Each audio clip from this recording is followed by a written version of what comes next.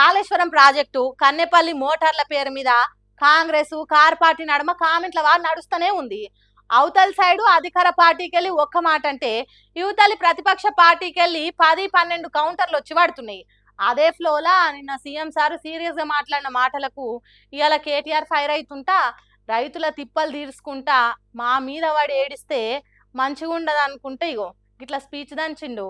2-3 వారాల సంధి సభ ఏదైనా సందర్భం ఏదైనా గానీ కాళేశ్వరము కన్నెపల్లి పంపుల ముచ్చటనే సెంటర్ చేసి ఈటల సొంటి మాటలు ఇసురుకుంటారు కదా బీఆర్ఎస్ కాంగ్రెస్ వాళ్ళు. ఇక నిన్న ఖమ్మం సభల సీఎం సీరియస్ అవుతుంటా భద్రాచలం రాముల వారి మీద ఒట్టేసుకుంటా గట్టిగానే మాట్లాడుతుంటా కార్ పార్టీ మీదనే కౌంటర్ లేసిన దానికి కేటీఆర్ రప్పున రంగంలోకి దిగిండి. ఇట్లా ఇది కాలం తెచ్చిన కరువు కాదు, కాంగ్రెస్ రుద్దుతున్న కరువు అని అనుకొచ్చిండు. ఈ కేసీఆర్ పని అయిపోయింది, బీఆర్ఎస్ కథే ఓడిచిపోయింది అన్నట్టు మాట్లాడిన రేవంత్ సార్ మాటలకు సెంట్రల్ కాంగ్రెస్ పార్టీ ఎలక్షన్లలో ఓడిపోతుంటూ వస్తున్న ముచ్చట ముంగటేసి ఇచ్చి పడేసింది. ఇట్లా హైట్ ఒకటే తక్కువ అనుకున్నా, బుర్ర కూడా తక్కువ అని ఈ మధ్యనే తెలిసింది.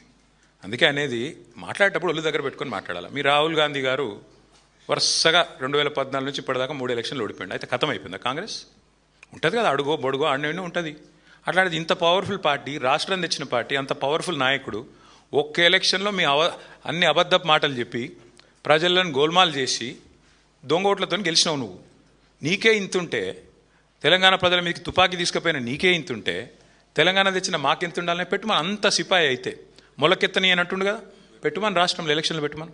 ఉప ఎన్నికలు పెడతాడా, జిల్లా పరిషత్ పెడతాడా, లేకపోతే మొత్తం శాసనసభ రద్దు చేసి అసెంబ్లీకి పోతాడా పొమ్మని. ఇక ఇదే ఊపులా బీఆర్ఎస్ బుర్ర తక్కువ రాజకీయాలని మాట్లాడిన మాటల మీద కౌంటర్ వేసిడు కేటీఆర్. కన్నెపల్లి కాడ మోటార్లు ఆన్ చేయమని రైతన్నలంతా రందిలుండి చెప్తుంటే రేవంత్ రెడ్డి చేసిన బుర్ర తక్కువ పని అనుకుంటా ఇట్లా అరుచుకున్నాడు. మొత్తం కన్నెపల్లి నుంచి నీళ్ళు ఎత్తిపోయాలని కోరుతుంటే పట్టించుకొని ఉండి బుర్ర తక్కువ అనాలా, లుచ్చా అనాలా, ఏమనాలో చెప్పాలని కోరుతా ఉన్నా. పాత గురువు గారికి గురుదక్షిణ ఇవ్వడానికి మరి నీళ్ళు కిందికి వదులుతున్నావా, దేనికి వదులుతున్నావా అని రైతులు ఏదైతే అడుగుతున్నారో దానికి సమాధానం చెప్పే దమ్ములేని దద్దమ్మని ఏమనాలని నేను అడుగుతా ఉన్నా. పట్టిసీమలో పంపులు వాళ్ళకి అదే గోదావరి మీద కిందికి పట్టిసీమలో పంపులు జలాలను ఎత్తిపోస్తుంటే పక్కన ఆంధ్రప్రదేశ్లో రైతులు సంతోషంగా ఉంటే ఇక్కడ కన్నెపల్లి పంపోజుకు తాళం వేసిన వాడిని బుర్ర తక్కువ అనాలా, దరిద్రుడు అనాలా, ఏమనాలని నేను అడుగుతా ఉన్నా. ఇక మాజీ మంత్రి హరీష్ రావు పక్కా పార్టీ మారతాడని కాంగ్రెస్ వాళ్ళు కాన్ఫిడెన్స్ తో చెప్తున్నారు కదా, దానికి ఏమంటారని అడిగితే హరీష్ రావు గారు కేసీఆర్ గారు తయారు చేసిన ఒక సైనికుడు. కేసీఆర్ గారికి ఈ రోజు కాదు, పార్టీ ఆవిర్భావం ముందు నుంచి మరి ఒక రక్షణ కవచం లాగా అండగా నిలబడ్డ నాయకుడు. ఆయన మీద ఈ పుకార్లు ఎప్పటి నుంచో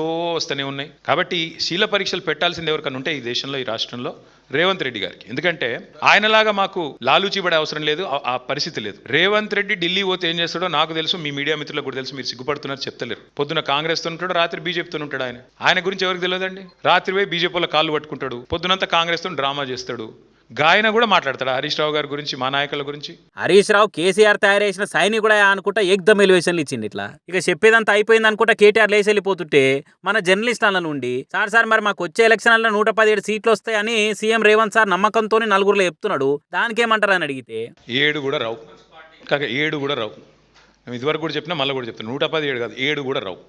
అది ఎప్పుడు ఎలక్షన్లు పెట్టినా కాంగ్రెస్ను ప్రజలు బొందబెట్టడం ఖాయం, మళ్ళీ కేసీఆర్ గారిని ముఖ్యమంత్రి చేయడం పక్కా. ఇది అలా రెండో అభిప్రాయం కానీ రెండో ఆలోచన కానీ తెలంగాణలో ఎవరికి లేదు. వామ్మో, మోగ చూస్తే మొత్తానికి ఇప్పటి సందే ఎలక్షన్ వేడి కానొస్తుంది కదా. ఈ లెక్కన ఇంకా రాను రాజకీయాలు ఎంత గరమైతాయో, పార్టీల నడుమ పాలిటిక్స్ ఏ రేంజ్కి పోతాయేమో చూడాలిగా.